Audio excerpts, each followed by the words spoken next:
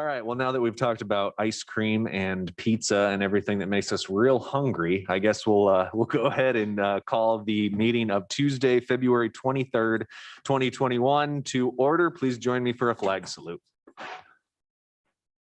I pledge allegiance to the flag of the United States of America and to the republic for which it stands, one nation, under God, indivisible, with liberty and justice for all. Sarah, roll call, please. Mayor Eisenbeis, Present. Mr. Christensen, Here. Ms. Nelson, Here. Mr. Mosier, Here. Ms. Duncan, Here. and Ms. Himshoot. Here. Mr. Knox is on his way. He'll be here momentarily. Great, thank you. Is there any correspondence or agenda changes this evening? All right, seeing none, on to ceremonial matters. This is a proclamation supporting public awareness on the epidemic of missing and murdered Indigenous women, girls, relatives, persons, and other local citizens. Whereas in November 2019, the President of the United States signed Executive Order 13898, establishing a task force on missing and murdered American Indian and Alaska Native to address the ongoing and severe concerns of tribal governments regarding the high and disproportionate number of unsolved missing person and homicide cases in the American Indian Alaska Native communities, particularly among women and girls. And whereas our community is not far removed from high-profile cases of missing and murdered women. In 2015, after being listed as a missing person for 3 years, Lael Grant was declared dead. In 2017, Allie Clayton was brutally murdered by her partner. And most recently in 2020, the cold case of Jessica Began, who was found sexually assaulted and murdered in 1996, was finally solved.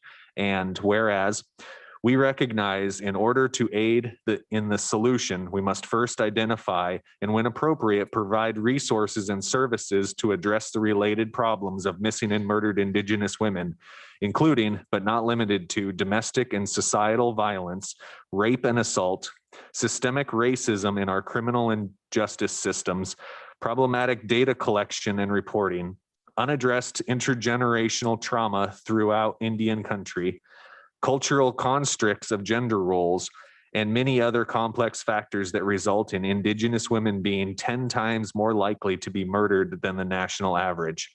In addition, over 84% of Indigenous women will experience violence in their lifetime. And whereas the City and Borough of Sitka supports efforts of community members, nonprofit and business organizations, and in our state, municipal, and tribal government entities to bring awareness of this issue to Sitka through local media and education campaigns, a MMIW Amber Web Cuspic display at the Sitka Public Library, community building activities, fundraising, and this resolution of support. And whereas further, it is by working in and through partnerships that we are able to pool our resources, strengthen connections, and make progress on social issues that negatively impact our community. We support those who are focused on issues related to MMIW and commend those who have stepped up to assist this effort. When taken as a whole, we hold up and honor our stolen sisters, stand in solidarity with families who experienced and continue to grieve a loss, and send a statement that we will be part of the solution to this crisis. And now, therefore, it be resolved that the mayor of the City and Borough of Sitka hereby declares March 8th, 2021, also known as International Women's Day, as a day to commemorate all missing and murdered Indigenous women, missing and murdered Indigenous girls, missing and murdered Indigenous relatives, missing and murdered Indigenous persons, and missing and murdered persons from our community of Sitka. We also encourage citizens to safely participate in related events scheduled to take place between now and that date. Signed and sealed on the 23rd of February by myself. All right, and that moves us on to special reports. We do have a government to government report tonight. Sarah, if we could get tribal chair on the line, please.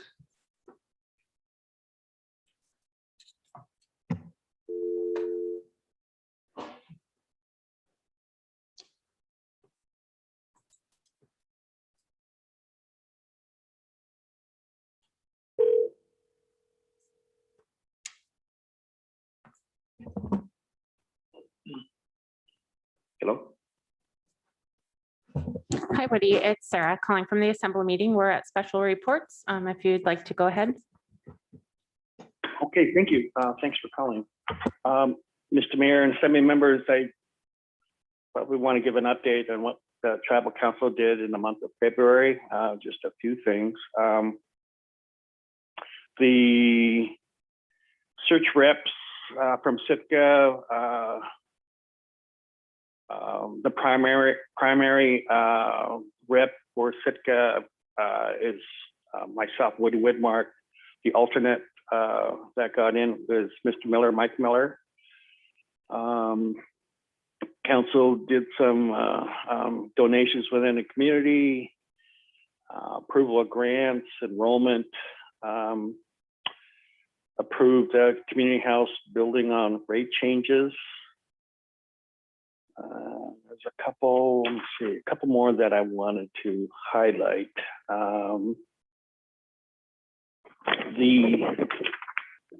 Here we go. The cultural committee on behalf of the Sitka tribe was working with the Alaska State Parks, and the council acted on it. If I can read that, the Cultural Resource Committee has been asked by the Alaska State Parks to consider unnaming the location of Sitka, referred to currently as Castle Hill, and revert back to the Kiksati clan's original, name of New Plain, meaning large port.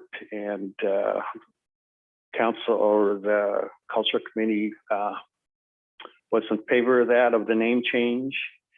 And the council took the recommendation and passed that. That's last week, our meeting. And last but not least, the Tribal Council approved resolution 2021-25, encouraging a focus on missing murdered American Indians and Alaska Native women at its last council meeting. So, and been working on updating on a few ordinances within the tribe. So that's my short report. Appreciate the phone call and appreciate sharing our notes with the Assembly. Thank you. And thank you for your report tonight, Chair. Appreciate that. Thank you. Have a good day.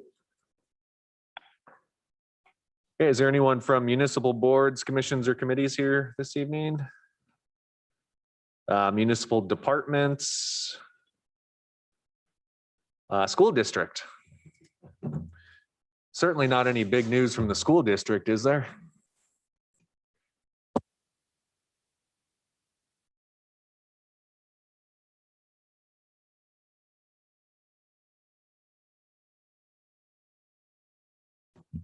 Well, good evening, Assembly members and city staff.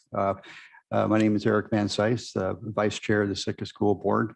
And yes, what Stephen was talking about, we're pleased to share that Frank Hauser, who is the current principal up at Service High School in Anchorage, was offered the superintendent position. This is subject to finalizing the contract, which we have a special meeting scheduled for this Friday at 6 p.m. The location to be announced. But we had many very good candidates, a very thorough process, good community input, and Mr. Hauser was definitely is an individual that you will find very easy to work with, and many of the things that Sitka offers, both as a school, but also really as a community, were very attractive to him. And so we're looking forward very much to working, moving forward and working with him, and we'll keep you updated on that. A few other things is, I believe this Thursday that we're meeting with the assembly and the group here for another budget session. So we'll be here.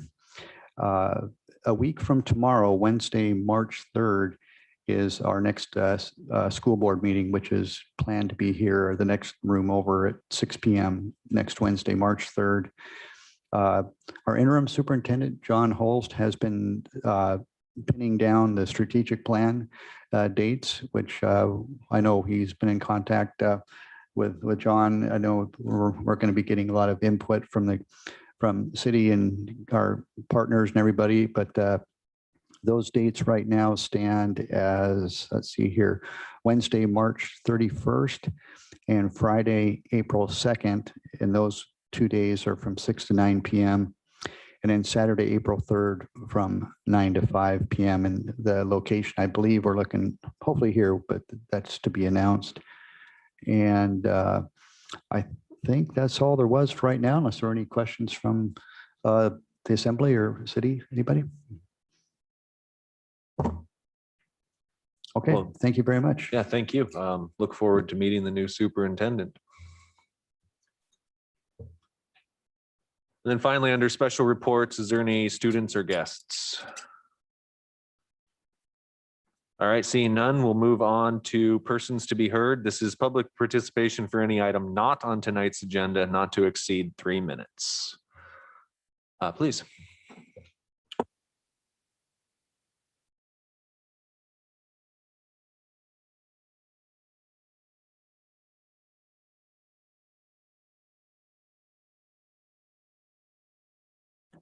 Good evening. My name is Richard Ween. I am here today to certainly support the tribe with moratorium on herring. I think that needs to be considered. And I think that's something very important and should be brought up again and again, at least for a short period of time, to study herring distributions. But also I'm here tonight as a professor of physics from the University of the Persons to be Heard University. One of my favorite people is Isaac Newton. I love Isaac Newton, and I'm sure you can guess that my favorite cookie is the Fig Newton. And here I have a actual copy of what is known as the Principia. This is the first volume, and it is better known as the Philosophiae Naturalis Principia Mathematica. And it is the most important science book within, I'll say, the Western and entire world, because within its pages, it has the first rendition of the laws of motion, the laws of universal gravitation, and a derivation of Kepler's laws of planetary motion. And he was the Lucian professor of math at Cambridge University, and he had an incredibly diverse and interesting life. The good news is one of these copies does exist here in Sitka. Otherwise, you'd have to go to a rare book library at another place on the map. He was also the developer of calculus, along with Gottlieb Leibniz. But he is my muse, and I'm always a day late and a dollar short. And I know that the superintendent was chosen, and that there were 23 questions that were asked.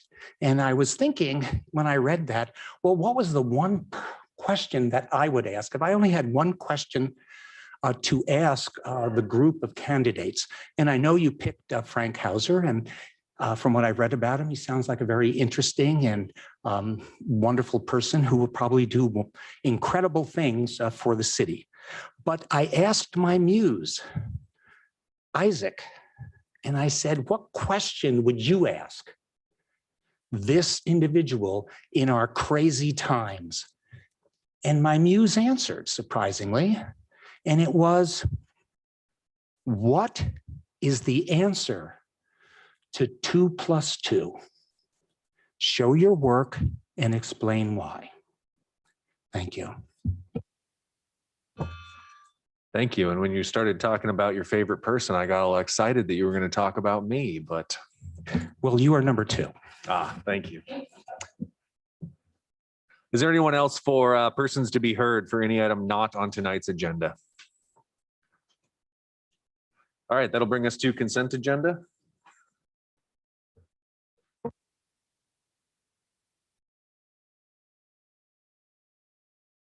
I move to approve the consent agenda consisting of item A, approving the minutes of the February 4th and February 9th assembly meetings.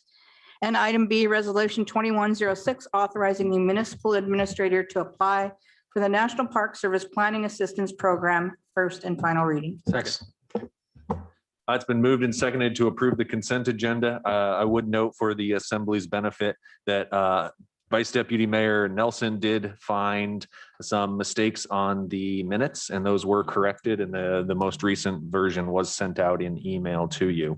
Is there any public comment on the consent agenda this evening? Please.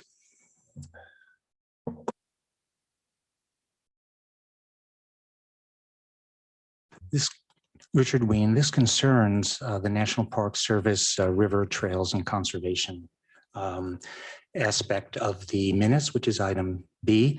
The important thing is that there's no cost to the city, that this is strictly a consultative item. And clearly we have nothing to lose and any good ideas are great. But the thing is that I've noted that sometimes the Park Service has difficulty managing their own issues. But then again, there's that famous saying that sometimes the worst players make the best coaches. So I hope that the Park Service will offer their guidance in a very good and productive way. This sounds like a great idea. Any other comments on the consent agenda? All right, Sarah. On the motion to approve the consent agenda consisting of items A and B, Mayor Eisenbach, Yes. Ms. Nelson, Yes. Mr. Christensen, Yes. Ms. Himshoot, Yes. Ms. Duncan, Yes. Mr. Mosier, Yes. and Mr. Knox. Yes. The motion passes 7-0. Thank you. We have no board appointments this evening, so that brings us to unfinished business. I move to approve ordinance 2021-02 on second and final reading, making supplemental appropriations for fiscal year 2021, the bulk water line at Gary Paxton Industrial Park. Second. It's been moved and seconded to approve ordinance 21-02. Is there any public comment?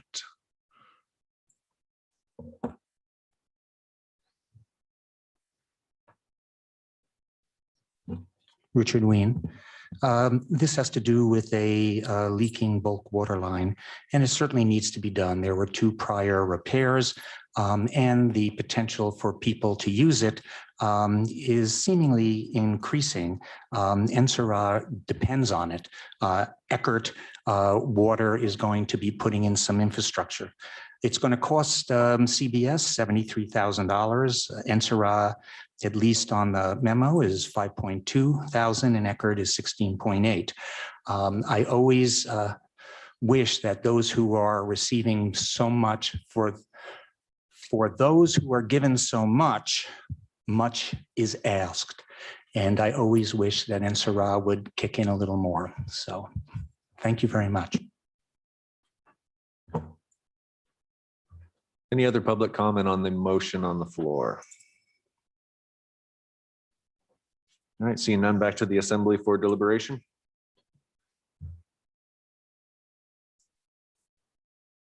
Sarah? Okay, on the motion to approve ordinance 2021-02 on second and final reading, Ms. Duncan, Yes. Mr. Knox, Yes. Mr. Christensen, Mayor Eisenbach, Yes. Ms. Nelson, Yes. Ms. Himshoot, Yes. and Mr. Mosier. Yes. The motion passes 7-0 on item C. And item D? I move to approve ordinance 2021-03 on second and final reading, making supplemental appropriations for fiscal year 2021, Electric Department International Parade. Second. It's been moved and seconded to approve ordinance 21-03 on second and final reading. Is there any public comment?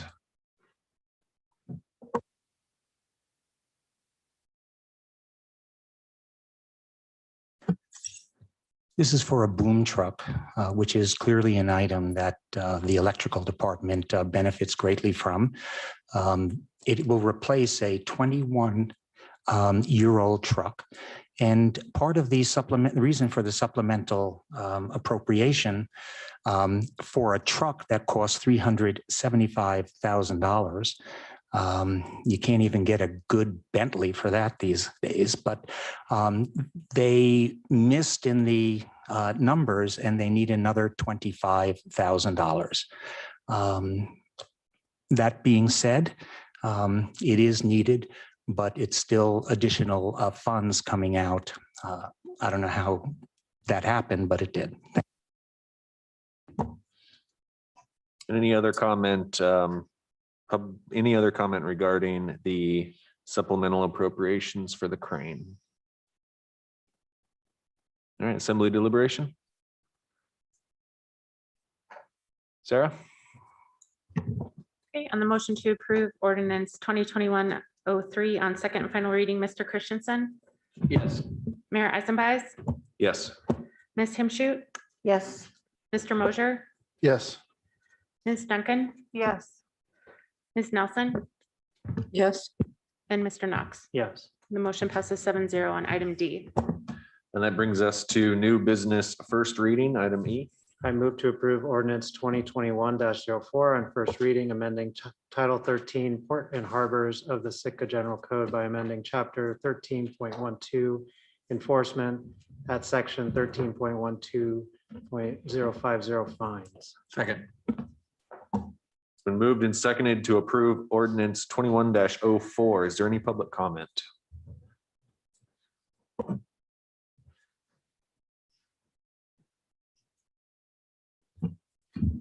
Richard Ween.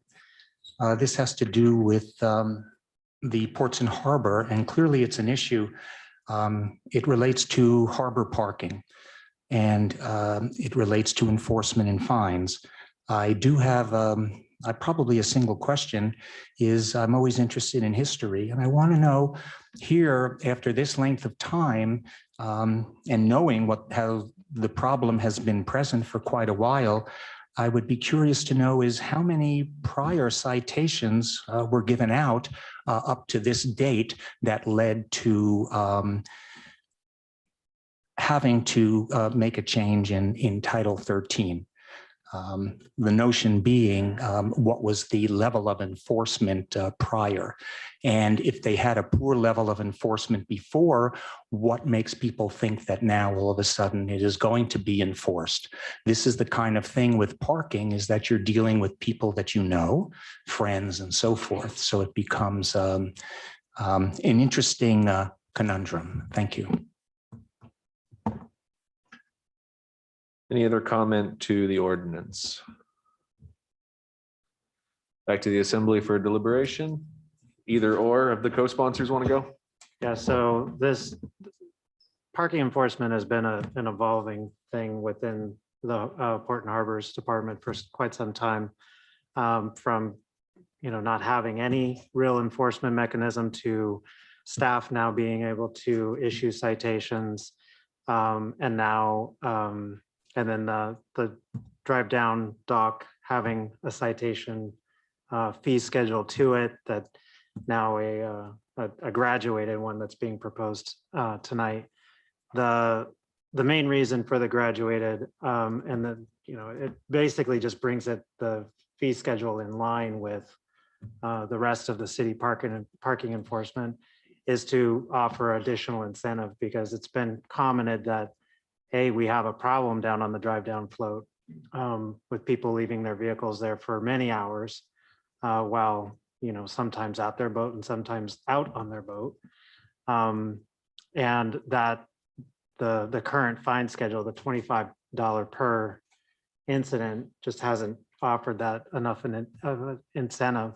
So moving towards that graduated incentive may help with some of the parking problems. To answer Dr. Ween's question in the memo that was provided in the packet, last year, there were 17 citations issued at the drive down float alone. So this is something that, it's not a massive amount of citations. It's enough so that we, people using that facility and the harbor system will be a little more convenienced if there isn't such overuse of the parking there.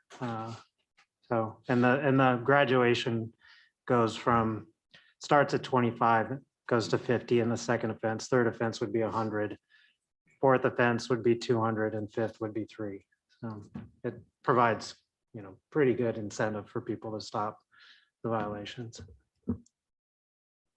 I just say, Kevin asked me to co-sponsor this and I happily agreed to, because while I very rarely use that drive down float, the last is probably use it once or twice a year.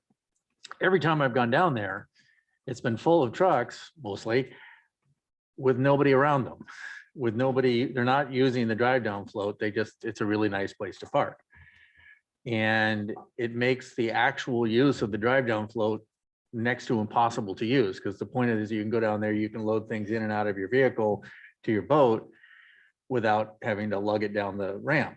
And so it's a real problem down there. And, I'm sure that a small fraction of the actual times it's being abused is actually getting tickets, just because it's the nature of the beast. But I think that this is probably a little overdue, and that it's hopefully will at least make people pay attention to it. Because from what I understand now, there's people who are like, okay, I'll pay $25 to park down there. It makes it that much easier for me to get to my boat. And this would hopefully make that go away.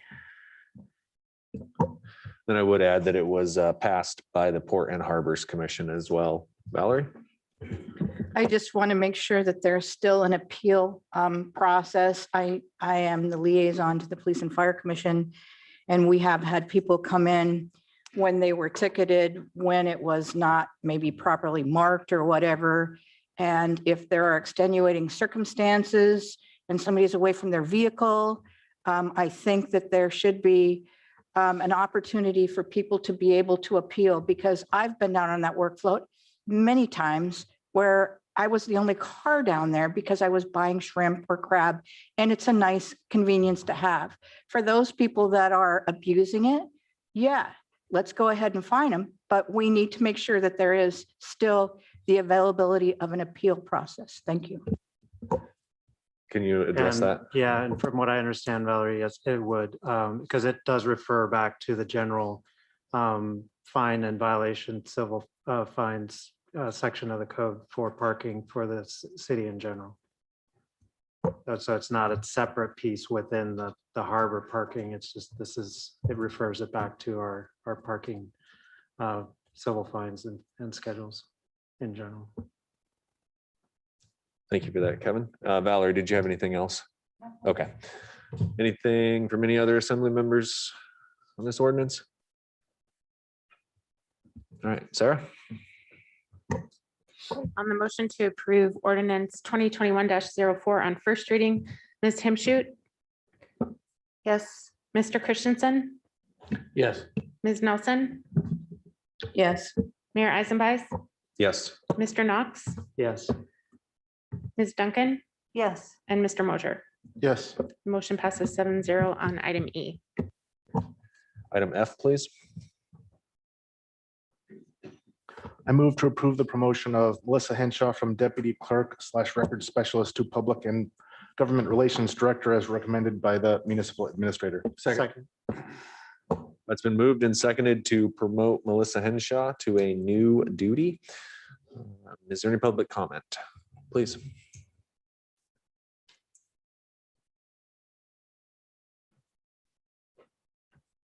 Richard Ween. As a former assemblyman, I had the honor and privilege of working with Melissa Henshaw.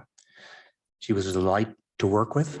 She is intelligent and I'll say gets the job done. So I couldn't think of a better person if a job was created, then for Melissa to advance within the system. She's been with the city for 20 years. If you can do the math, that's 2 decades. And, you know, I have enjoyed my time. If you read the job description that she's picking up, it is enormous. And it actually actually appears to be overwhelming. But again, if there's anybody who can tackle it, it is definitely Melissa. On the other side, it is a 6-figure FTE. I think that's great for her. And but that should be noted. So good luck for Sitka. I have a feeling this is going to pass, and all is well. Thank you. Is there any other public comment to the promotion? We'll bring this back to the assembly. The reason this is in front of us is we do have to approve all director level positions that the administrator sends forward. So does the assembly have anything on this one? Valerie? You know, I think Melissa would be an awesome person to do this job. However, when we voted last year to give money to Blank Rome and to continue funding Larry Markley, I said that I couldn't support a government relations director, and we were going to see how it went. I would prefer that if Melissa's moving into a position like this, that maybe we cut one of the lobbyists. It seems like we don't get very many reports on what they're doing, and my conscience is I have to vote no on this. I'm sorry. Mr. Mosier? I understand Valerie's concern from a financial standpoint. I would definitely like more reports from Mr. Markley, that's for sure. But I see this, this was approved in the budget. I see this as 2 parts to a pronged approach to trying to get funds from the government. This is one of those times where spending money, I said this last time, we're spending money to get money. The lobbyist, we just hired them last year. Yes, they're spendy, and I'm not just going to say let's just keep spending that forever, but I want to give them a little bit of time to see if we can get some funds our way. And then you dovetail that with a local position that works with them. And I think it is a good way to try to bring money. She has some learning to do and has been taking courses, as Mr. Leach has told us. I think that she's a longtime Sitkan who can be a long-term benefit to this community. And I think that we should approve this. Thank you. Kevin Knox? The piece of this position that most interests me, and the government relations piece is definitely an important piece of this position, but the public relations is even more important in my mind. Being able to communicate with the public from a local standpoint is critical to the function of our government. Between putting out what city services are available to handling communication with press and others, I think is a really key part that right now is just being piecemealed out to a number of different people, including Melissa and Sarah and our library director have all taken on a lot of that kind of stuff. And this position as a dedicated position would then handle a lot of that in my mind. So, beyond the government relations pieces, the public relations piece with our local citizenry is key for me. I would echo that in that I see this position as somebody who helps keep us out of trouble, whether it's with the press or the public. I mean, more often than not, it's more of an informational thing. And keeping track of what the state and the feds are doing and opportunities and I guess instead of saying problems, challenges, I think will definitely help, like I say, keep us out of trouble as much as possible and to grab opportunities when they're there. Crystal? Questions about the position. So as I was going through, I saw milestone was to complete her degree. We're thinking that's going to happen within this year, fairly soon, and then that would help bump her up within the step. Question about the second benchmark, which was she had 3 years to complete. What is the reality of that? Is that something that can be done after? How long does it take to get that certificate? Are we thinking that's a year 2 goal, or might it truly take 3 years? So I guess I'm just trying to learn more about the city processes.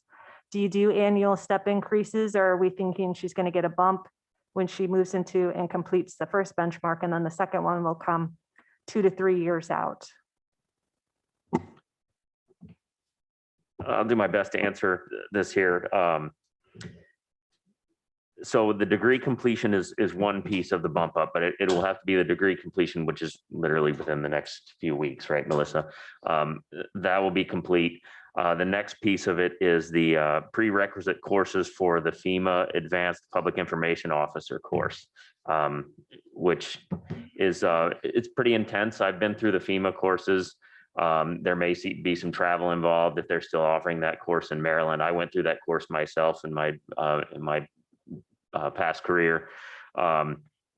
So right now with the COVID restrictions, there's some challenges in getting into that course within a year. So that's why this first bump up is, the degree completion and get all the prerequisites done. And that will be almost a year's worth of work just to get those prerequisite courses done. Once that's complete, the next piece is the finishing the Advanced Public Information Officer course and earning this government relations and lobbying certificate from the Public Affairs Council. From reading about the Public Affairs Council, it's a nationally known organization, and there's a lot of resident training. There's also a lot of training that they will have to give to other members of the council, and that does take anywhere from 2 to 3 years to complete. So it's some pretty hefty work there, but I'm confident that Melissa can get that done, and that's the reasons for the 36-month timeline there to get that portion completed to bump up into that next step. There are things in our personnel policies about years of service and when you get the bump ups and step increases, but for this job, as she's coming in new, these will be the prerequisites for that position. So the benefit of this structure here is if she completes all this training on time, then she would hit 36C 1 year earlier than if she hadn't done any training. And I'd also like to add that those courses, the FEMA courses are completely free. We pay for travel, but in some cases, FEMA may also pick up a portion of the travel expense too. And then I noticed that on February 10th, we updated the job description, the primary responsibilities and duties. What did we add into that? I'm just curious. Well, there wasn't really, I can't point to like I added this or I subtracted that. Yeah. But going back and hearing some of the feedback in the first attempt at this is I realized that position, we originally called it community affairs and public relations. And there were a lot of things in there that implied that this position would be an assistant to me and kind of represent me at certain functions, or get deeply involved into community planning. And the more I thought about it, I said, that's not really what I'm looking for. I'm really looking for, because a lot of those functions belong in our planning department, and in other areas of city staff. What we really needed the assistance on is being that public voice for City Hall, helping with that interaction with the media, as Mr. Knox said, spreading information for the community on programs that may or may not be available, and then working with our partners in DC and at the state to help us out with any grant opportunities that are out there. So I really focused on that, and we're about to kick up that season now. I mean, some of the NOFOs, the notice of funding opportunities, are coming out now. And this position would be very valuable to just explore those every day, find them, find out what the requirements are, and start getting that to the right departments and say, hey, you've got this project going on, this grant would be available for you. here's how to get the team together. Let's put a grant package together. So that's really how I modified that position to focus on those efforts. And then with our lobbyists in DC being able to have those conversations, we're hearing talk that earmarks are coming back. And now I'll have that voice to pass that information along. And then I think the last question had to do with the lobbying, providing reports to us, right? And that we were going to start funneling that our direction so that we kind of knew what progress that they were making. Do they do like monthly updates to you and then that was going to be disseminated? They do give monthly updates to me, and when I get the next one, I can pass that out. And at any time, we can put a work session together and have them come present as well. They've done that before, and I'm sure they'd be happy to do it again. Perfect. I do have more comments, but I think I'll try to separate those out. So I'll let other people go. And one of the key points on this for me that I've been advocating for years now is to have a dedicated grant writing person within the municipality. So I'm happy to see that is one of the main distinguishing features of this class, is what it's underneath. Because I believe we're going to pull in multiple times the salary in grants with this position. It's been my long belief that a grant writer can quadruple their worth, if not more, in grants. So excited to see that very much. Any other comments from the assembly? Crystal? So I want to separate this from Melissa, and what I will say is I've worked with her in a limited capacity, but she's only impressed me as an employee. So I want to make sure that my comments are separate from her and the fact that we're promoting her into this position. But concerns with are actually an opportunity. So the last time that this was supposed to come forward, I had a question about, are we going to fill her position? And the larger question of recruitment and retention within the city. I think that's something that is of interest to me and that I can be a resource for. And I see new leadership and new opportunity there. So she has a position that's going to be vacated, and within that, we're going to look to fill it. I really want to support the city as they look at how they recruit people so that we reflect the community at large. And so as I was going through the memo, I saw she's been here over 20 years. That's magnificent. That's a career right there. But I'm thinking about what hiring back in 2000, 2001 looked like, and the type of conversations that were had when it came to hiring people to take on these roles within the city. And so I appreciate that you have reached out to the tribe to help with the recruitment. I think that's the first step. And I wanted to make sure that you were aware that locally we have a resource that kind of looks to systemic issues within organizations, not just the city. And so they meet 1 hour a month. I think that would be a great start. And the city may already be doing this. And I guess my other request would be to request data kind of related, because I actually might be speaking out of turn. I don't know what that data looks like. I'm curious to know gender breakdown of municipal employees, and then also whether or not that reflects the community of colors that make up the city of Sitka. And then I was curious about those who move into leadership positions, what their backgrounds are. So I don't know if I do that request to you or reach out to HR, but I'd just be curious to figure out what that baseline is. Mr. Mayor, I'm not trying to be kind of call a point of order. This conversation doesn't, I'm not trying to be disrespectful, Crystal. It just doesn't seem that this conversation is pertinent to this particular item. It seems like it's pertinent to what would happen after, like regarding hiring practices. I think that would be better suited for a discussion direction sponsored at another meeting. It's just my opinion. And that's fair. So I'm new here. So my request is, where does this conversation take place? I saw this as an opportunity, but I recognize that. So I did say, I want to separate it from the issue at hand. So I'm willing to have the discussion where it needs to be had. What would you guys recommend as elder statesmen on this assembly? So I would rule that I agree with Kevin's point of order. I think we got off of the motion a little bit.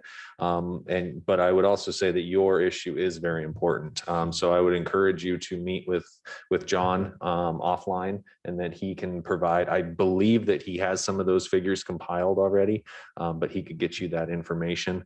Also under other reports tonight, if you need to continue to speak to that, please do. Perfect. Sounds good. And one thing that I forgot to mention, and I want to thank John for looking at, is that we are promoting a 20-year employee right now. So the looking inside first before we go out to fill these roles is massively important, especially to those who have dedicated so much of their life to the municipality. I think it's a great reward when you can move up within an organization. So thank you for doing that, John.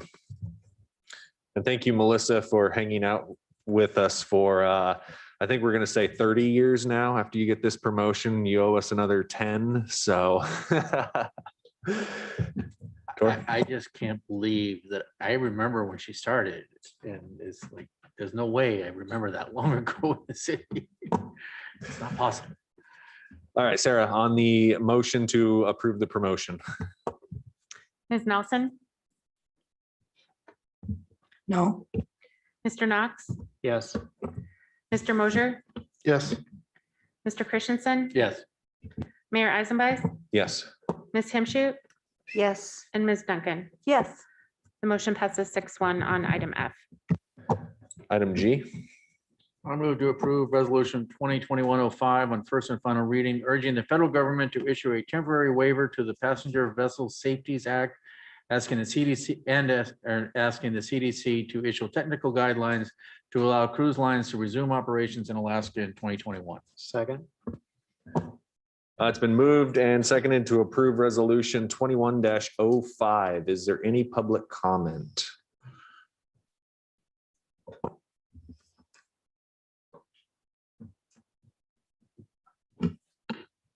Richard Ween. The Passenger Vessel Service Act, in a very real way, is a make-believe item. It has an interesting history.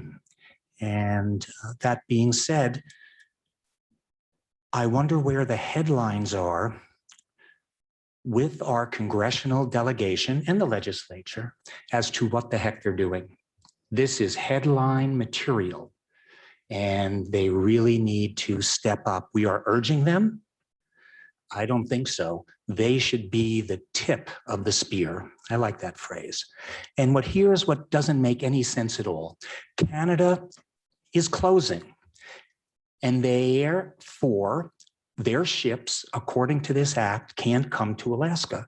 You would think that Monsieur Trudeau would say, we're closing, and that is a fact. But you folks in Alaska, party on. We will allow you to have your ships during this year if the appropriate CDC, et cetera, allows it. This makes no sense, because it makes no sense, and it is enormously economically hurtful to numerous communities, especially Sitka. So I don't get it. And I want to see some headlines that our congressional delegation is actually earning their living, especially as it relates to this great state. Thank you. Is there any other comment to the motion?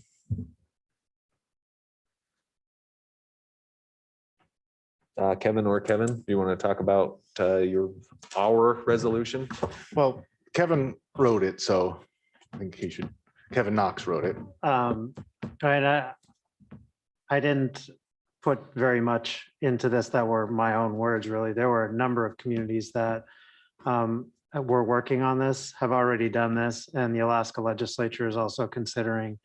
So really, in the end, this is a lot of standing with other communities and echoing all the words that are being said about this particular issue. I think one of the important pieces for me, though, is that this isn't just saying open it up, let them come however they want. This has,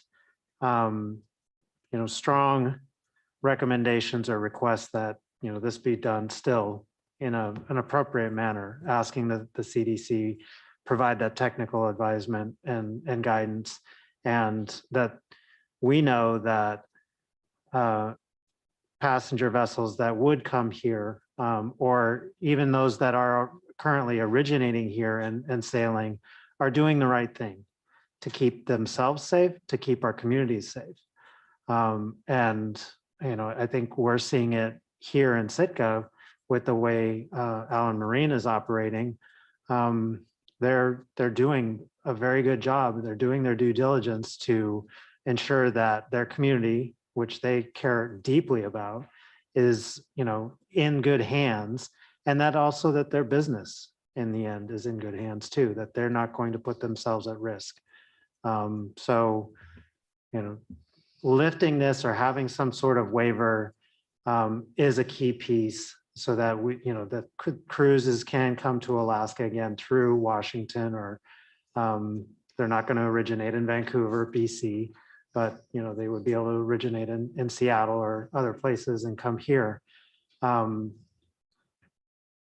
But with that appropriate guidance, I think it'd be it'd be a big save for Southeast Alaska and Sitka. And I'll just add on that I know that there might be some concern in the community about, danger, and I agree with everything Mr. Knox just said. And in addition, I think these cruise ships and these industries, they're profit-based. They're not going to willy-nilly just drop a bunch of people who are infected, because all it takes is one outbreak and they're shut down. And they're going to be, it is in their best interest to be meticulous and absolutely careful that the people on board are not carrying. And so I think that's also another thing to consider. Sure. I would agree with all that, and also talk about that. I know that the cruise ships are already working with the CDC. I was just being told tonight that they're already scheduling these test cruises to nowhere, where they're essentially testing out their screening policies and things before they make the runs. And I also think it's a big issue of trying to make sure that the boats will come to Sitka and that it'll be safe. And that this is part of it. Apparently there's also some immigration issues with not going into Canada. So hopefully the congressional delegation will be on that as well. But that we also need to be very aware that here in Sitka, we've got to continue to work very hard to keep our numbers down. So that, because if we're hot, they're not going to stop here because of that, because they can't put their own passengers at risk. So, again, I know it's starting to sound like a broken record, but the more people we have vaccinated, the better mask covering we use and things, the lower numbers we can get. And so that hopefully by the time the cruise ships conceivably could come in May or June, if our numbers are so low or close to zero, then that will greatly increase our chances of actually having the cruise ships come in. I know that nationwide, we've got about a little 44.5 million people vaccinated so far. If we can get our numbers good and high here in Sitka, we can offer ourselves as a destination safely, where our community won't be at much risk.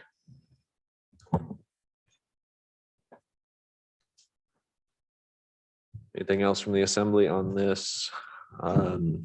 I did have a Yes. question, and it just had to do with the whereas, which actually the three of you addressed, which is we know that CDC guidance and technical assistance, we don't know when that will come out for cruises to safely operate, correct? That they're working on it, but if we're talking May, June, that should be soon, right? But we're not quite sure.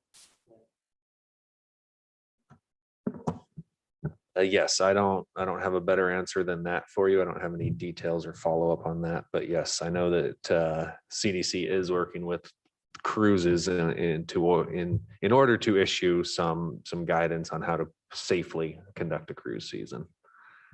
And my last conversation with Royal Caribbean officials indicate that they have ramped up the hospitalization capabilities on their boats to a level where they feel that they have a equal or better facility on board than many of the ports that they visit. So that was very encouraging as well. Anything else from the assembly? Sarah? Okay, on the motion to approve resolution 2021-05 on first and final reading, Mr. Mosher, Yes. Ms. Timshut, Yes. Ms. Nelson, Yes. Mayor Eisenbeiß, Yes. Mr. Knox, Yes.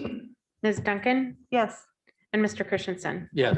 Motion passes 7-0 on item G. Item H.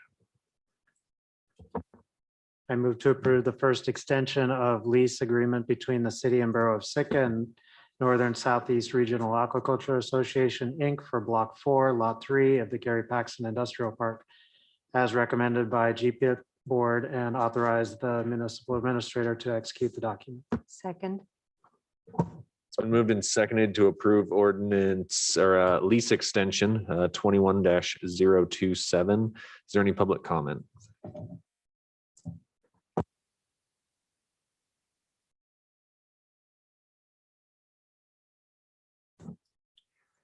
I certainly support all the good work that NSERA does. But on the separate note, I've always had a problem with lease rates and how small they are. Within the packet, I saw the prior lease rate was $1,200 a year. The math shows that that's $100 a month. I think with the renewal, it may be $2,400, but that is $200 a month. Excuse me, a month. My notion is, to those who much is given, much is asked. And I think the city makes an enormous mistake by not valuing their leases and property, no matter how fine the institution is, except as it might relate to financial need. I don't think at this moment in time that NSERA is a needy organization. So again, this sticks out like a sore thumb when you read through the agreement that really we need to rethink how we price out our leases. This is just an equalization of the leases that they hold for the other lot, so they're in synchrony. So clearly this is a good idea, but it would be nice to kick up the lease to market value. Thank you. Is there any other comment on the first extension of lease agreement? Back to the assembly. Kevin? Well, I don't think there's any argument the value that NSERA brings to our community in the millions of dollars of fish caught by commercial fishermen, but also the great resource that ends up being provided to our sport and charter fishing fleet as they come in. Having that kind of value add to an agreement like this and having the increase in operations, I think is, it's just good for us. Valerie and then Brian. We currently rent 40 acres at the golf course for about $100 a month, or maybe it's $100 a year. So I have no problem with renewing or voting in favor of this. Thank you. And Brian. I was involved in the review and preparation of this lease extension, and as part of that review, along with our compliance officer, Jay Sweeney, who looked deeply into whether or not this particular lease was in compliance with its terms, I learned that I think at the time of the expiration, which happens in several days of this lease, the adjustments to that lease rate brought the monthly lease rate up to about $290 per month. Now, by terms of the lease itself, if you're going to grant an extension, it says that each extension that the city's assessor's office needs to reassess the value of that and charge a lease rate that's consistent with this formula that's provided. I know that our assessor has done that, and I've seen the document that's going to be that NSRA knows that they're going to have to pay. It exceeds the current lease rate that of the previous term, and Melissa may know what the rate is, but it's I thought it was $400 or $300 or something like that. So there are adjustments that are being made that are calculated in accordance with this lease, and we're keeping close tabs on that. Thank you. Thank you, Brian. Anything else from the assembly? Sarah? Okay, on the motion to approve the first extension of lease agreement between the city and NSRA, Ms. Duncan, Yes. Mr. Mosier, Yes. Mayor Eisenbais, Yes. Mr. Knox, Yes. Mr. Christensen, Yes. Ms. Nelson, Yes. and Ms. Himshoot. Yes. Motion passes 7-0 on item H. And it is the top of the hour, but we do have just 2 items left. If anyone from the assembly needs a break, I'm happy to offer that, but okay, we'll be moving on to item I. I move to approve the proposed adjustments to the Gary Paxton Industrial Park Port Tariff Fee Schedule, Port Tariff number 4, as recommended by the GPIP Board. Second. It's been moved and seconded to approve 21-028. Is there any public comment?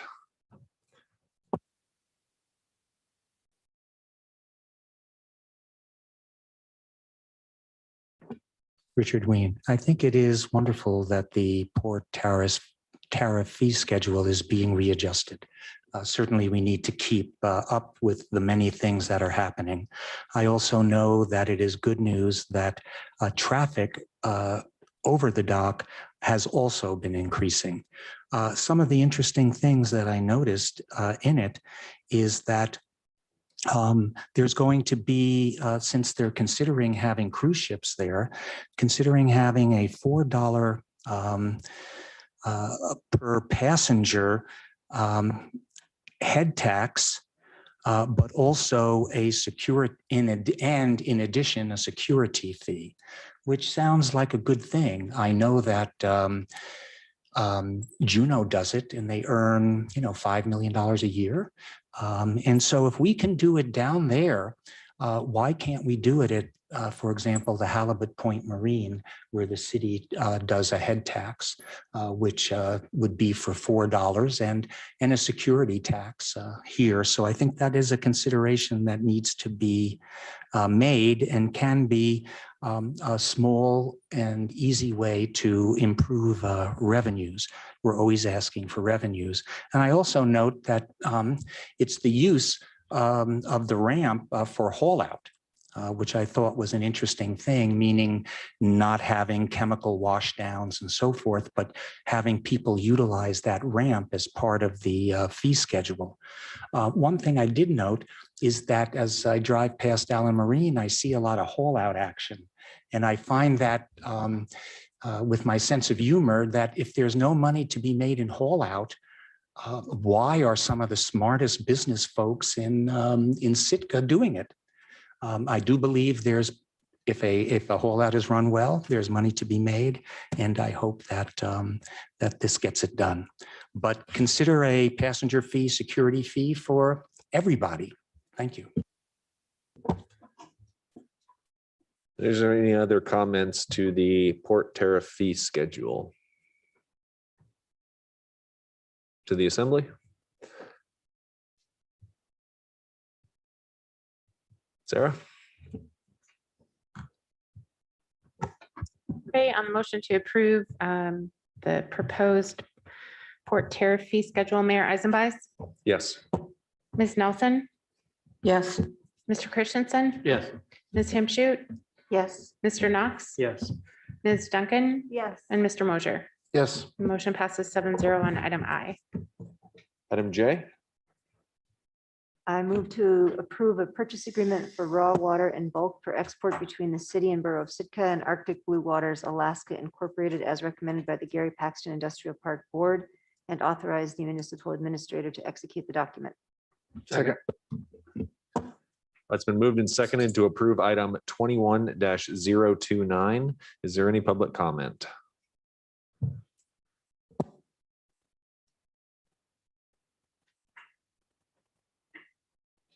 Richard Wayne. I hope everybody here read the document, actually studied the document. I found it pretty ridiculous. In the past, we were told that we have plenty of water to give with the prior one, so don't worry about it. But the truth of the matter is Sitka has 9.5 billion gallons of water that they are able to release. And the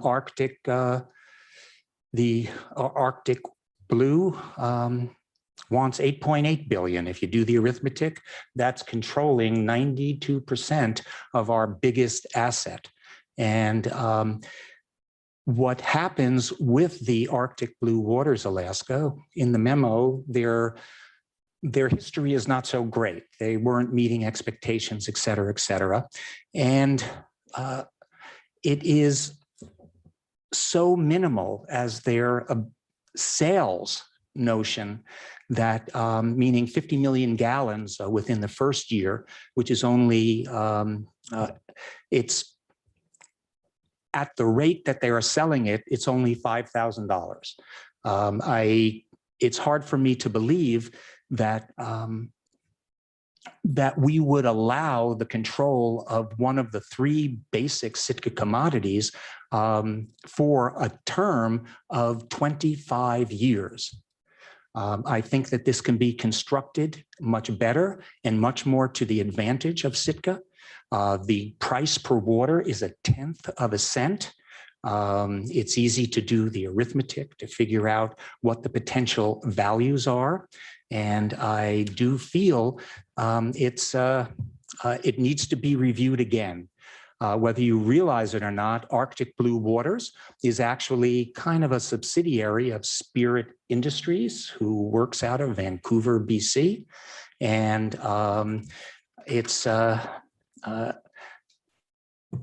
to me, it is mind-boggling when you go through the stages, because it allows them to, at every year, avoid any forms of real penalties and yet still maintain control.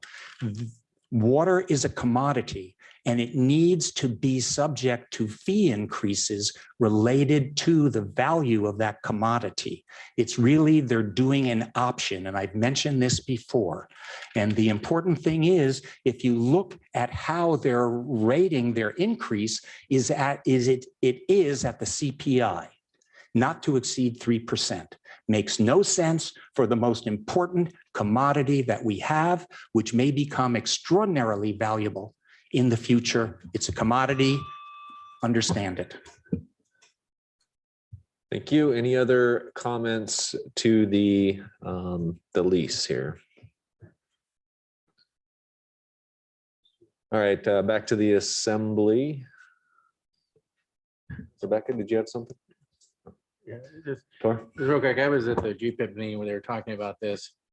I think the chances of them actually exporting 50 million gallons of water in 60 months is pretty low. But this is one of those cases of, they're willing to pay us some now. We've actually received a fair amount of money for whatever they haven't sold over the years. And what Gary was talking about is essentially when we first started trying to sell water, we guessed at the price, saying at a penny a gallon. We just didn't know what it was worth. And so this essentially is a chance to, or an attempt to say, okay, if we try a different price and see if we can get it to work. If we say no, will we get somebody else trying to make some interest in it? I don't know. But right now, we don't have people banging down our door for it. And the way this is written is if they start moving a bunch of water, they can continue to have rights. If they don't, they won't. And I strongly suspect that they're not going to hit that 50 million gallon mark. But if they do, it means we've got a viable operation going. I don't have really strong feelings about this just because I don't think we've got a whole lot of one, and I don't think it's going to probably hit it, and we'll just cash his checks and call it good. But if he does, it might, it will have a viable water market. So, like I said, if I don't have a real strong feelings about it either way on this one. Valerie? Over 20 years ago, or 2+ decades, Mr. Paley approached the city and was interested in tying up these water rights. Don't get me wrong, he's a very nice person, but I don't like the idea of tying up all the water rights for somebody that's just going to give us a minimal amount and keep going in perpetuity. I mean, I don't know if Mr. Leach has seen like all the old documents, but it wasn't, I don't even remember the name of the different companies, but it was about the time that Tab came in and he was going to do a floating dock type thing and whatnot. But it's always been like pie in the sky ideas. And after reading this, I can't support it. I was very supportive in the past, but take a look at the mountains. We don't have a lot of snowpack. If we run short on water, then we're screwing the public. So I don't think this is a good idea anymore. Thank you.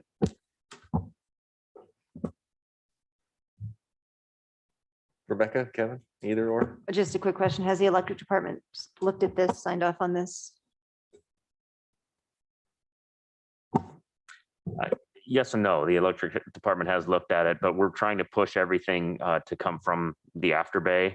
And that's part of the plan here. So we'll get every bit of electricity out of the water before it's removed for the bulk water export.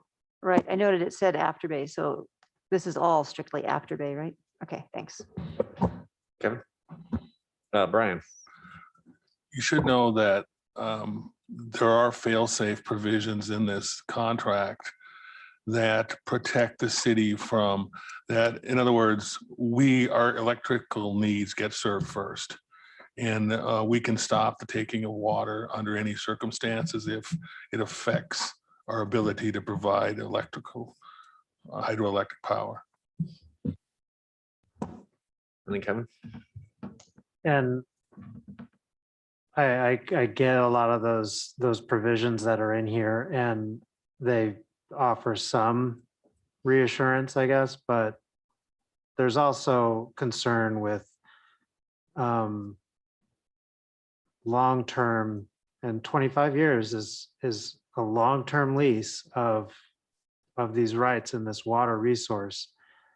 What can you walk us through really what ends up happening if we pull back and say, you can no longer take this water? And then from the afterbay standpoint, I mean, really, if the water is low and we're limiting the amount of water going through the turbines or, the outflows and everything, they're not going to want to take it anyway, or not going to be able to take it. But what are the real protections for us? And what are their rights going to be going forward? Because really, as a 25-year resource for them and for us, I would be concerned with how climate models and other things like that just aren't as accurate as we would probably like them to be. And looking at it today, it looks maybe rosy, but 20 years from now, it might be catastrophic. And we can't tell. And that part of it, to me, feels a little scary. And from a business standpoint, I would imagine for them as well. When I was asked to review this contract, that was one of the more important from a legal perspective, a risk management perspective, is we looked very closely at to make sure that the city would be able to be in control of the amount of water should we need it for hydroelectric use. And I think it's solidly written in favor of protecting the city's interest in that respect. Now, all the other questions about the length of the term and how and the rate that's paid, kind of the business side of this deal, you just need to talk to Gary about that, frankly. Real quick, just a couple of factual things is that when we're talking about the amount of water that we have for sale, as I understand it, that's only about 10% of the water that goes through the dam. And this is only the amount of water we have permitted for sale at this point.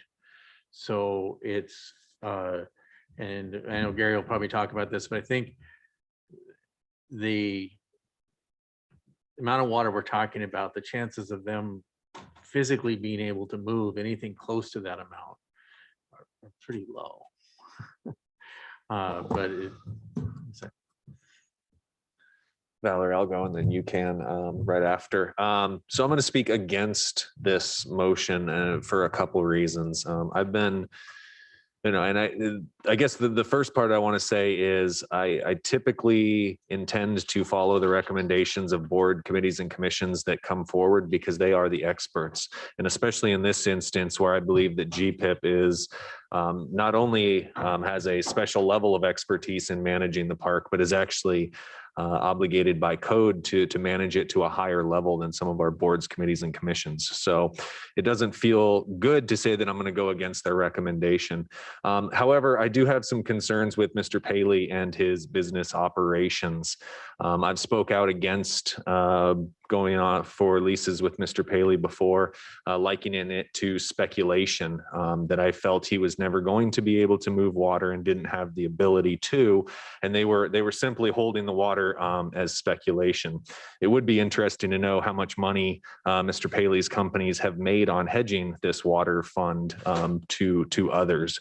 So I have a concern about that. The 20-year lease term, I believe, is a long time at this point to someone who has shipped very minimal, if any, water. I also find it to be concerning that in the last two leases that Mr. Paley was involved in, the initial $10,000 agreements came through, but then the secondary payments never did come through. And the agreement were in both of the instances, the agreements were canceled.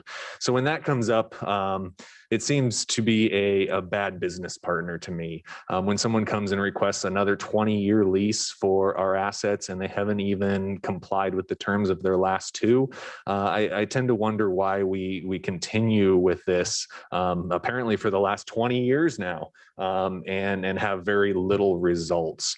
So unfortunately at this time, I cannot support Mr. Paley and his lease, but would be interested in hearing other assembly members as well. And Valerie?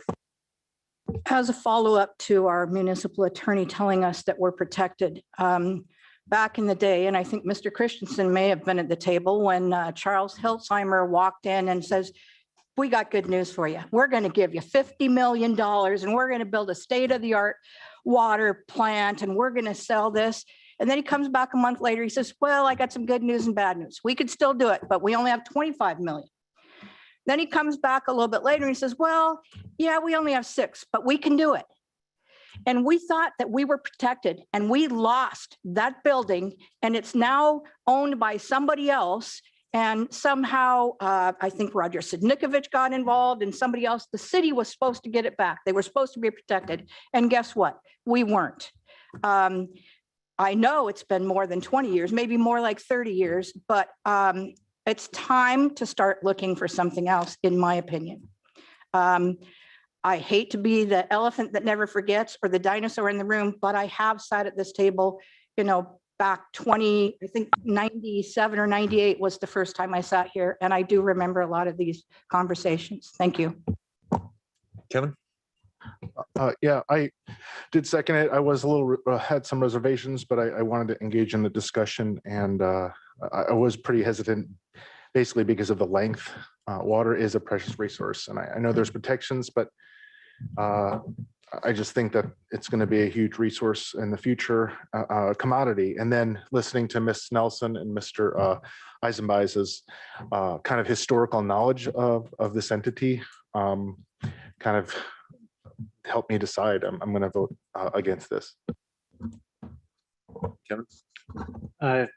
Gary is on the line. Mr. White, you're on the line, I guess. I think I would like to hear a little bit of your reasoning, and maybe if you could summarize some of the discussions that happened with the board. Why are we seeing this organization back at the table again, and why the recommendation to continue to work with them when they haven't performed in the past? And what is your outlook on the likelihood of whether or not they're going to even be able to put in the infrastructure to be able to take the water? And then even if they will come take water. Hi, can you all hear me? Yes, we hear you. Thank you. All right. Let me try to turn this one off over here. So, yeah, Fred Paley's been around with different organizations. It was Global H2O back in the 90s, and he's approached the city and borough with many different groups, Arctic Blue Waters this time. And, you know, frankly, it's a pretty tough business. It's pretty tough to figure out how to take a really heavy commodity product and move it from our remote location to another spot in the world. And especially when you have really technological competing different ways of getting fresh water. Mainly desalination is becoming a more and more of a mainstream and more effective way to do it. It's not the same quality water. It's a much lesser water than our high quality water. But you know, over the last 20 some years, we've slowly seen people fall away. That people have come in and tried to look at doing this, and now realize that that's a tough venture. And Fred thinks that he's got it figured out again this time. You know, what he's offering is to tie up our first 2 billion gallons for $10,000, and then if he does get some contracts going, then he wants to come back and encumber another 6.8 billion gallons. And that's only if he can produce that he has a client on the side, and for that he's going to pay us an additional 350,000. So it gives the city some cash flow. It gives Arctic Blue Waters the ability to go out and try to acquire some investment, some outside investment to make this work. There's a tremendous amount of capital it needs to go into. They need to acquire ships. They need to acquire a loading station somehow to pump water out of the afterbay, dump it into our existing raw water line, bring it out, and then pump it onto a ship. So this is going to be a tough venture for them, but I'm not the smartest guy about water. There's probably other people that are smarter out there, and I would like to allow them to have the ability to try. I don't have as many people looking at having us do this as I did in the past. You know, I think it's a tough venture. I think if we have somebody that wants to come and conduct business here in Sitka, the GPIP board would recommend giving them a chance. Thanks, Gary. And does anyone else have questions for Gary White or Kevin? It was your floor. Did you get your questions answered? Yeah, that answer. I guess it pops up another one for me. Can you speak to the length of the lease and whether or not it would be at all possible? And I know that, you know, as a business, he's got to have some guarantees for the investment that he's going to have to put into this and the time. But is there any way that this can be broken down in a different way, or shortened in some way, or have a, you know, other protections for us if, you know, I guess to Dr. Ween's point, if the commodity in itself all of a sudden, you know, explodes in its price, you know, we're stuck not getting the value out of it, and he's got a golden goose. Right, and that's, I guess that's a chance we have to take. So the way the contract's structured is it's a 20-year contract off the start. He's got 5 years to try to move a minimal amount of water, which is, we only set at 50 million gallons because we want to see him be successful. After 5 years, he is still held into what we're calling an elastic guarantee. The more water he moves, the more water allocation he gets. So after 5 years, if he's only moved 100 million gallons, his allocation, if he only moves 50 million gallons, his allocation drops from the 8.8 billion gallons, and it drops down to 1,000 acre feet, which is 325, 851 gallons annually. So he still he's not allowed to tie up all of our money. And if he's able to export that entire 1,000 acre feet at a half cent a gallon, that's about, I don't know, $1.6 million, I think my math is.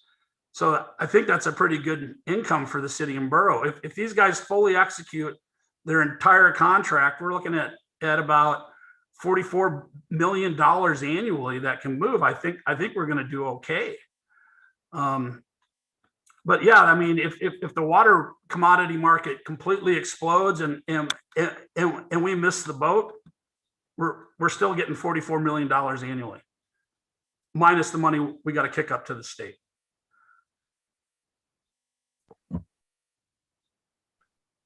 Kevin, anything else, or I just didn't want to cut you off? Yeah, I guess the only other question I would have for you, Gary, is if this doesn't pass tonight, where are you left and where is Arctic Blue Water left? Like, is there a comeback? I can't speak for Arctic Blue. I'm assuming they would try to go source another water source.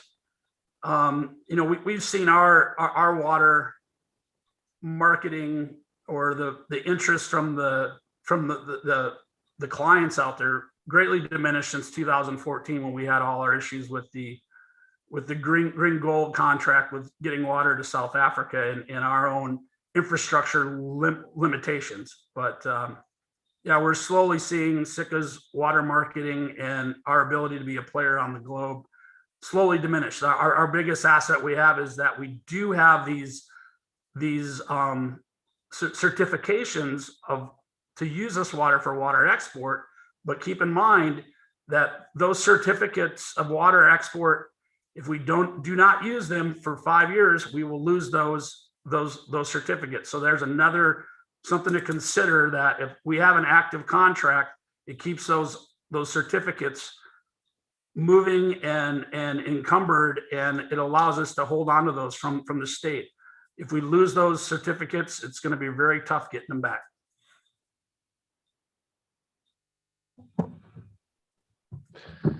Thank you, Gary. Anything else for Gary White while he's on the phone here? Oh, I just have some comments related to it. So I had a question about the 2 previously failed agreements, but I think Gary addressed that in a way that cleared that up.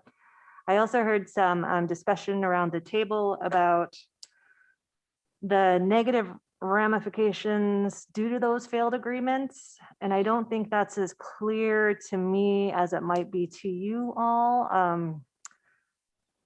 Mr. Hansen, he mentioned that we had fail-safe provisions in the contract. It seems like we had those in the previous contract. So I'm not seeing the massive loss that we might have experienced those other times. And then I guess in the event that we don't approve this purchase agreement, what do we do with our water? Are there other people who are knocking down our door asking to enter into a purchase agreement with us? Or is this just a possible avenue that we're unwilling to explore with this person because of the 2 previous? So just putting that out there. I don't know if those are actual questions, but those are the thoughts that I had as I was going through and reviewing. Tor? Yeah, so a couple of things. I mean, the previous agreements we had with him, basically in his various, trying to remember all the companies, was we cashed some checks. We didn't lose anything. We got his money and he didn't manage to move any water. The one factor that really is a factor is the state's designs on that export permit. I think he finally retired, but there was a guy at the state at DNR who he apparently extended or delayed his retirement trying to get those back from us. And the state has made it very clear that they would love to make those go away, make our export permits go away. So, as I understand it, we don't have anybody else really looking at our water. Again, I think the chances of them pulling this off are fairly slim. I think in a year he won't have, or at the end of the first section, that he won't have moved the water. But in the meantime, we've got an existing contract that can keep the state from taking the permits from us. And we'll have cashed a few checks. And, if he manages to move water, great. But it doesn't, I don't think it really, I'm not really too concerned that, we're gonna tie it up for 20 years. I think it's much more likely that he'll either not move any water and we have the rights again, but at least we've had it that extends that 5-year time of not using it. Or he'll move some water, but nothing close to the amount he's saying, and his amount that he's available to sell is much less. So, I mean, like I said, I just don't think there's much risk here in the real world, and of us losing out some great, like I said, like Brian said, it takes a huge amount of money to move water, and the infrastructure here, and I just don't think, I don't mind cashing his checks while he tries. Kevin? Gary, is there any chance, do you think, if this gets disapproved, that another one could be negotiated for a shorter period of time? Just the length is what's really one of the things that's hooking me up here. Are you looking at a lesser term of the 20 years or the 5-year performance benchmark? The lesser, not the 20. I don't like the fact that it's up to 20 years. I could go back and ask Arctic Blue. I'm not positive on that. I know that dealing with other organizations in the past, it's about acquiring that capital to go out and put all the infrastructure in place, and that they need to get a guaranteed repayment on doing that. So that I'm not sure, but it could be unlikely. I don't know. Okay, thank you. Valerie? I have a question for Gary on those water permits. Have we been told by the state that they're definitely going to take them back? And what reason do they have to take them back? Just because some guy that maybe worked there wanted them back and is now retired? Is it a positive? Well, it's actually written into the permits that we have to show use within a 5-year period, or the state has the right to take them back. So, I mean, it would be up to the state really wanted to push it, I guess, and whether we could demonstrate that we have been putting those water rights to a productive use. It's the same deal as, like, we don't want someone speculating on our water rights. The state doesn't want us speculating on their water rights. Rebecca? So Gary, is the Eckert deal enough to satisfy the state? That I am not sure on if that's enough or not. I'd have to actually dig into that a little bit more. Mr. Mayor, I'm trying to think procedurally. I guess Gary needs an answer, but tabling wouldn't get us anywhere, would it? There's not any information that we're really missing. We just have to make a decision. Yeah, if you were looking for more information, that is a route. You could also refer it back to GPIP board with recommendations. But Kevin? Yeah, I actually had a similar kind of thought process with this. One of the things that I'm feeling a little uncomfortable about is the relative lack of public dialogue around this. We haven't had a great deal of input. And a hard thing with lease agreements like this is that they're at the table once. We've had some really great dialogue here tonight and some great questions that have been asked and concerns put forward. And I personally am feeling a little like I would like to hear more from our community about where they feel they would like to see this go as well, because I think it's a bit fatigued when you put it out in the public. You know, we've got another possible agreement. I think a lot of people feel a lot like Mr. Christensen.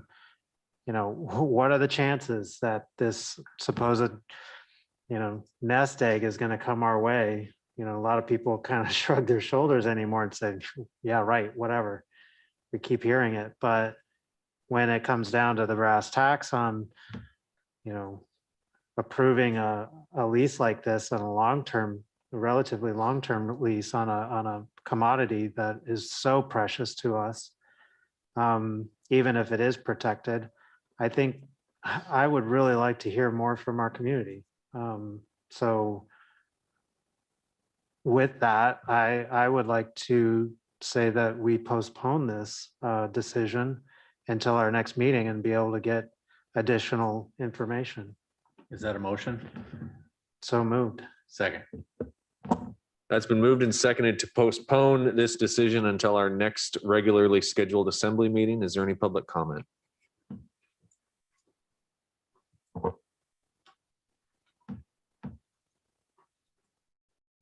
Richard Weem. I think this is clearly a very prudent idea, and I certainly support the motion based on the current information that we have about this. Thank you. Is there any other comments to the postponement? Back to the assembly. I'm sorry, Stephen, I was trying to get back on. If I could just. Yes, Gary, please. I guess my comment is what the information I've heard so far is that we'd like to figure out, you guys would like us to dig into the water certificates and find out, what are the kill switches for this state to take them back, and how we can make sure that we retain those. But anything else that you guys would like for information, please tell me and I'd be happy to go find it. I'd like to know if you could put feelers out to see if they'd be interested in a shorter lease. I know you said I understand what you're talking about, having a longer lease so someone has the motivation to put investment in and capital and expect a return. But the lease is just, the length is just really concerning to me. It's okay. Yeah, and I guess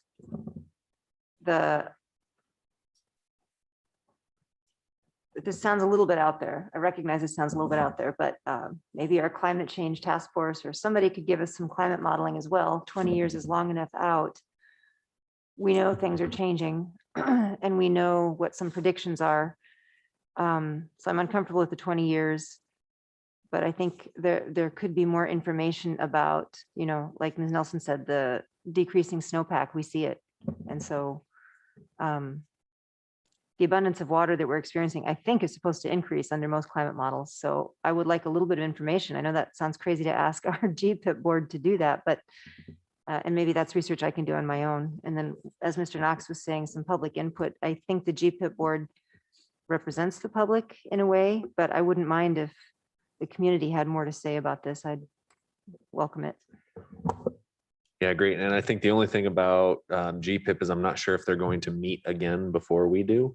But we could confirm that though. So if we might need to do 2 meetings, if that was something that you needed. Valerie, did you have something?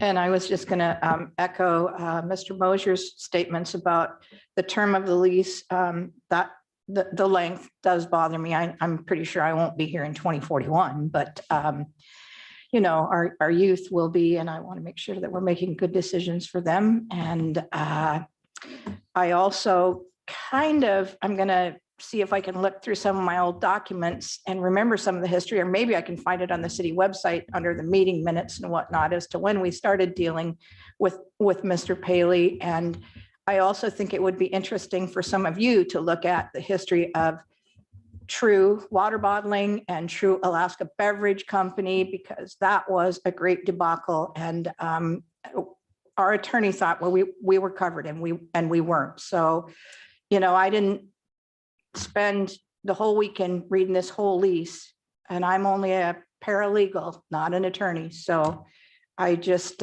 want to make sure our I's are dotted and our T's are crossed. Thank you. Brian? I don't want to leave with the impression that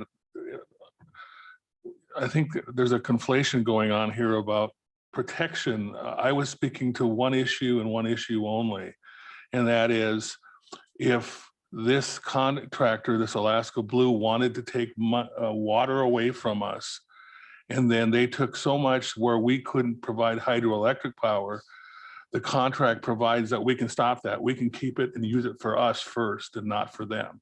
And that was the only issue of protection. And I would agree, there's always other things that could go wrong with contracts from a business point of view that we've got to watch out for,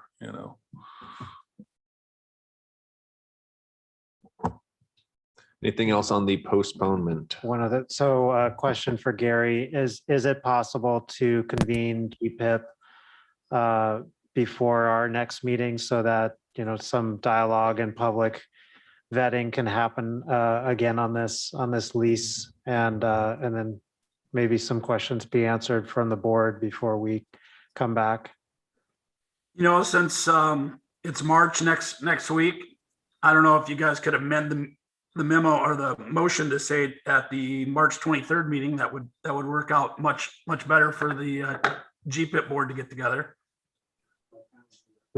That's fine with me if that works for you, and it doesn't, put the lease in further jeopardy in any way or whatever, that's fine with us.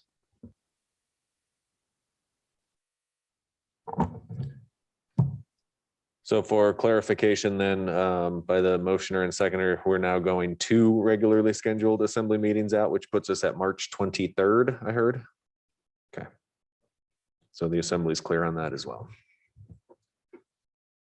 Anything else about postponement until the March 23rd meeting? All right, Sarah, on the amendment or on the motion to postpone? Yep, and to the March 23rd assembly meeting, Mr. Christensen, Yes. Mayor Eisenbais, Yes. Ms. Timshute, Yes. Mr. Mosier, Yes. Ms. Duncan, Yes. Ms. Nelson, Yes. and Mr. Knox. Yes. The motion to postpone passes 7-0.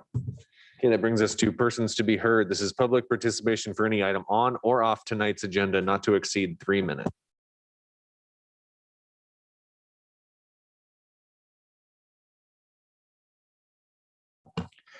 Richard Ween. The CDC has been trialing cruise ship runs, and you need certification from the CDC in order to run your cruise ship. So they've been doing this for quite a while. But the key here is that the waiver and cruise ship travel is key. And so they are absolutely linked. So before the CDC, regardless of what the CDC says, unless we have that waiver, we don't get it done. And so I think this is something that is not good. One thing I'd like to say on the contract 7.1, it lists the price per gallon at 1/1000th of a dollar or 1/10 of a cent, and not 1/2 cent. So the mathematics is certainly a lot easier. But I do have an idea for the water. We don't need a contract. I will call it the H2O store. That we set up a notion, if you want to buy 50 million gallons at 1/10 of a cent, that's $50,000, we will sell it to you. You buy it. You have 3 years to remove it. That's it. No contract, no lease. We're open for business. You want to buy 1 billion? Buy it at the rate. If you can't move it, then we cash the check. But we sold the commodity, and that's it. We don't have to do all this fancy arithmetic and phases and everything. Just buy the water at market, whatever we determine it, and move it within a certain length of time. The end. Kind of like making a turkey. Just put it in the oven. And I think that is basically all you need. And I don't want to set up a contract. in bad faith, meaning we know it's not going to work. I want something that's going to work. I want to sell the water if we have it. It's one of our major potential revenue commodities, and therefore we need to be open for everybody. And by the way, there's something interesting. Do you know that people in California are selling raw water? It's a fad. Raw water doesn't go through any filters, doesn't go through anything. It's basically Oregon tap water, and they're selling it for $6 to $9 a gallon. But then again, that's just California. And I can list you the companies. Bottom line is that there might be a market, there might not be, but we shouldn't tie up this resource, period. Open up the water store and we can give out gift cards and everything. So I think that's the simplest way. Just sell it, pay for it, and move it. If you don't move it, well, as they say, that's water over the dam. Thank you. Thank you. Is there any other comments on or off tonight's agenda? Gary, please. Gary, you're muted. Just since we're having a community discussion about this, I'll just point the assembly to section 7.1A of the contract. It is listed at a ½ cent a gallon. I just want that information to be in the public. That's all. Great, thank you, Gary. The 10th of it, the 1 point is for wash down only. Is there any other public comment this evening? All right, seeing none, we will move on to reports. For the mayor's report, I had the opportunity to meet with Tribal Chair Woody Woodmark on our quarterly meetings. In that meeting, the Sitka tribe did pass off their legislative priorities. I have not yet got an opportunity to give it to Sarah to scan and email to everybody, but I will give that to her at the conclusion of this meeting, and hopefully she can get that out to us. One of the items that I thought was interesting and have taken some sort of action on is on their local tribal priorities. There's a local and under cooperation, and that is an opportunity to address the rising cost of living. So I did email general manager and tribal chair with our proposed rate increases for the next period, and then offered an opportunity for them to speak on it. So taking some sort of proactive actions here to include tribal council and their voice as requested in their legislative priorities. And that's it for me. John? Yes, please. The question is, next government to government, is that March or that's April? In our dinner? Yeah. We're looking at the end of April. I did talk with them about that, and the reason that we want to delay it, it was supposed to be about around the middle to end of March, but due to the herring and potential litigation issues, we determined it to be best to be towards the end of April. Sarah is going to be reaching out to see if the April 15th or April 22nd works better for tribal members. So throwing that out there now, is April 15th or 22nd better for assembly members, and to email Sarah about that.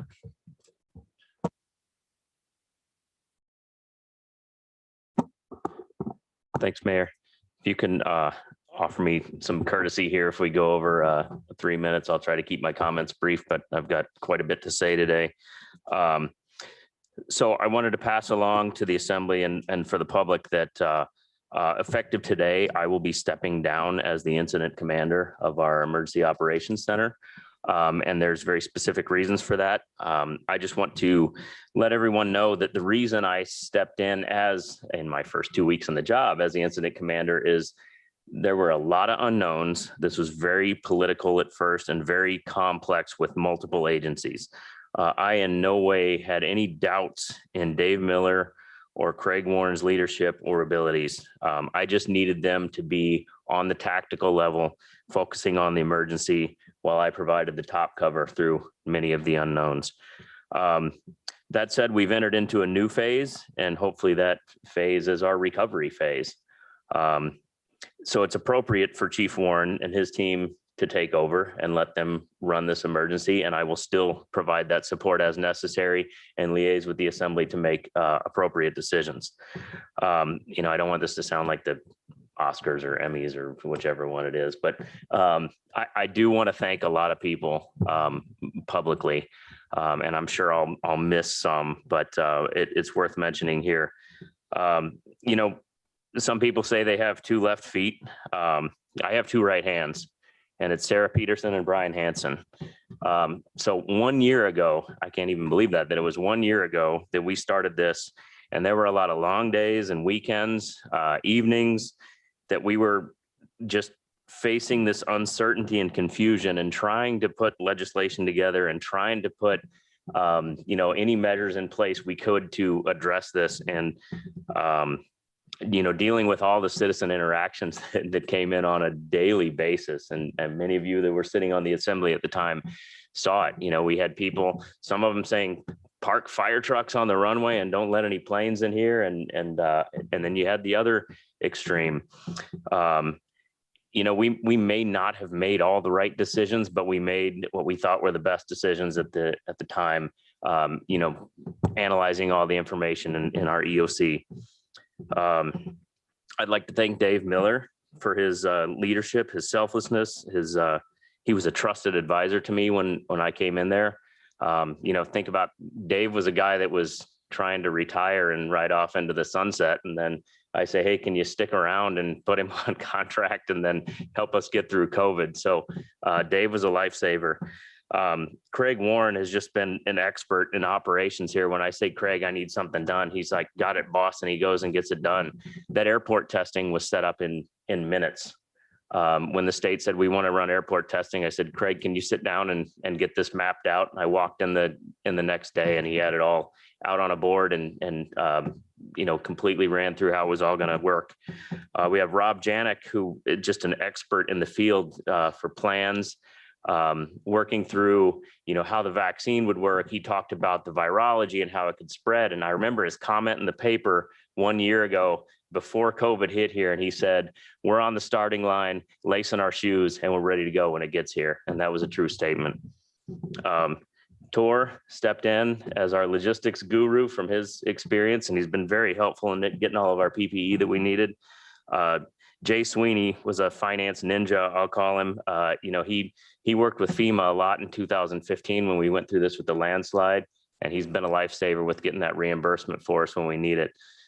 Amy Ansley is our resources leader. She has led that COVID conscious business program, and it's been doing very well. People are happy with it. And the process went very, very smooth. Jess Yeremia in the library, you know, not only was she a backup for Sarah as PIO, but, you know, they did a lot of work to keep the library open when a lot of the other buildings were closed, and came up with a lot of creative ways to keep books flowing through the community. At one point, they had a drive-through book pickup and drop off. You could order them and come pick them up later. Grant Turner in IT. Sarah, that very first meeting that we had remote, we didn't know if it was going to work. And within an hour, Grant had it set up. And you guys probably remember, we're all on a Zoom screen talking to each other, and we made it work with not a lot of practice. And Grant's just been making it better every day. Dr. Ween was in as an assembly liaison member, and I will call him our trusted medical advisor to the team with some connections that he could help us out with every once in a while, with some members in the state that he spoke to regularly and offered us a lot of good information in making our decisions. Electric and public works, that's the definition of your frontline workers. They kept the lights on and they kept the toilets flushing. And speaking of toilets flushing, we had wastewater testing going on over in the wastewater plant. And that's been a good indicator of how it was and was not spreading through our community. Everybody in city staff, you know, after that first initial closure of buildings, we opened back up and continued to see customers. And the way we were able to do that is by all the dedication of the city staff members and the work of the buildings department to get barriers put in, you know, sanitizing stations, everything we needed to keep seeing customers. Everybody that was involved in the CARES working group, $14.3 million spent in a very short period of time and 66% of that going directly to community members. That's unbelievable. Sitka School District and the superintendent with keeping schools open when most schools most schools around the state were closed, and some are still closed. Mount Edgecombe High School, they are the example of how it's done with visitors coming in and being able to quarantine and keep school going. And at one point early on in this last year, they actually offered up their campus to be an extended hospital if we need it. And they had their own clinic set up for their own students. It was wonderful. Denise Ewing in public health for her spot on contact tracing and providing advice to us, and the EOC has been unbelievable. Search, we had such a strong relationship with Search. Dr. Brule, his amazing staff to help us through this and partner with us, and they're still working with us as we continue through. We've got White's and Harry Race now helping out with vaccine distribution for the state, and we're doing really, really well on our vaccination rates here. So I'm very happy. And I think we've done a great job. Was it right? I don't know, but I think the numbers are showing that we've done the best we could. The case rate is still coming down. The vaccination rates are coming up, and things are starting to look positive. And I think we're rounding the corner here. So I'm still here. I'm still engaged, but it's time for me to step back and let the experts continue to flourish. And I just want the community and the assembly to know that you got one hell of a team working for you. Thanks. And thank you for the recognition of all of those who have been in the EOC that we might not see on a daily basis. I do appreciate those names. And the other thing is, you're no longer allowed to start any report with effective immediately. I will be stepping down. That's not a very good lead in. So if you could just prepare us a little better next time. Brian. From my seat at City Hall, thanks for your leadership for all the people that you were under. Thanks, John. We're lucky to have you. And liaison representatives? Kevin?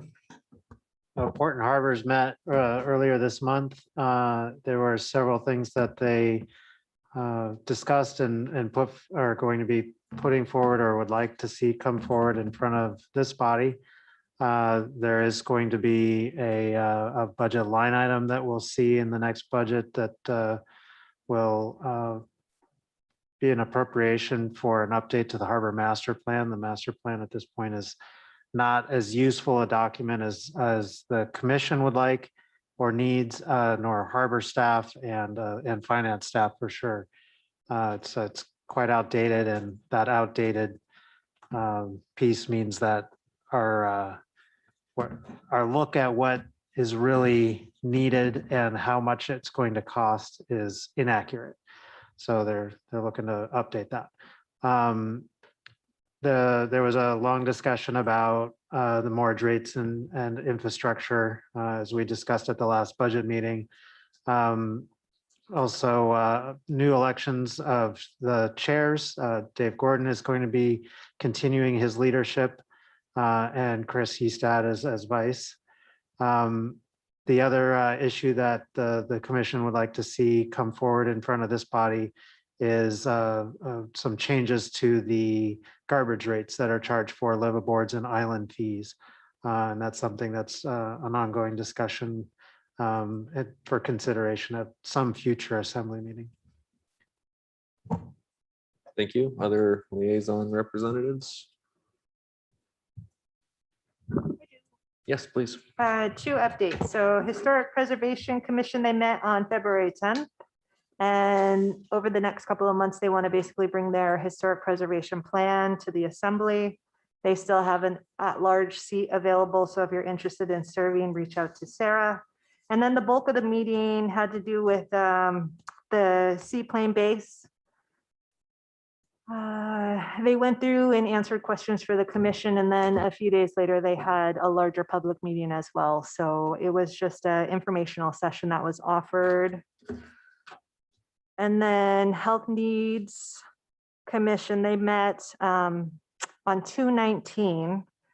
And they are also working on their goals. So those will come before the assembly probably sometime in March. They're working on, they narrowed it down to 5 categories and now they're trying to develop SMART goals within that. They're going to review it at their March meeting. Related to that, they did change their meeting date and time. So now it's the 3rd Wednesday, and rather than 1:30 to 3, it is from 12 to 1. We're hoping that that will make it more appealing to folks because they still have 2 at-large seats available. They also elected new leadership, or actually Charlie Woodcock, he remained as chair. And then Cecilia Dumichel, she is in the vice position. So those are the updates from those 2 commissions. Thank you. Thank you. Any other liaisons? All right, Sarah. I just wanted to remind folks, we have a upcoming budget meeting with the school district on school board on Thursday, the 25th, followed by another budget meeting on March 4th. And then the next regular meeting on March 9th with a work session prior to that with our auditor. Thank you. Is there any other report this evening? Kevin? A couple of weeks ago, or I guess it was just last week. Time gets away from you sometimes. Huh? The seaplane base environmental assessment report was given in the public comment or public presentation of that report. It was pretty well attended by all manner of community members. Some great questions were asked, some good clarification put out there about what the base is looking like at this point, some necessary modifications that had to be made in the plan going forward based on some of the environmental considerations. There was a little bit of a discussion around the historic nature of some of the pieces there, and that's something that they're continuing to investigate. Again, it's Dow is leading that effort and putting forward a great deal of the information. If anybody's interested, that report is available on their website. So, and I believe they were going to also post some of the presentation there as well. Thank you. Any other reports? All right, that would bring us to adjournment. Move to adjourn. Second. All those in favor say aye. Aye. Any opposed? Thank you, Assembly. We are adjourned.